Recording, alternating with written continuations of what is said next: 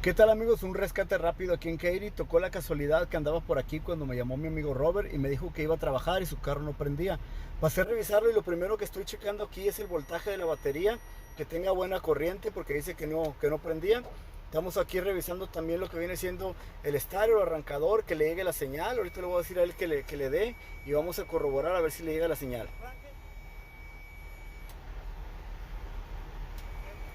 Aquí estamos viendo que él le da, pero no gira, no hace nada el starter. Ahorita le voy a tratar de dar unos golpes.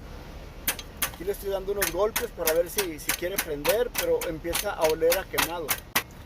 Aquí está mi amigo Robert conmigo viendo todo el proceso. Quitamos el 12 milímetros, el cable chiquito.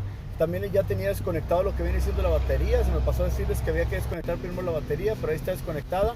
Y quitamos los tornillos 14 milímetros que van en la parte de atrás. Son dos tornillos. Y ahorita que la tengo afuera, le voy a mostrar una vez a Robert una prueba para que él pueda ver. Aquí tenemos la corriente y el negativo aquí a la carcasa del arrancador. Y pueden ver que sale, pero muy lento. Algunas veces ni gira. Está lento, a veces no gira. No es como debe de ser, debe de salir fuerte. Y está demasiado lento. Bueno, aquí nos agarró ya el agua porque ya estaba de que se venía la lluvia y nos agarró ahorita que estábamos comprando las partes.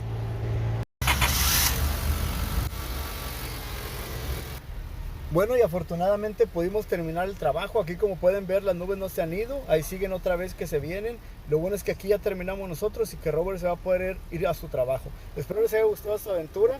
Si les gustó, denle like, suscríbanse y ya nos estamos viendo en un nuevo rescate. Nos vemos, amigos.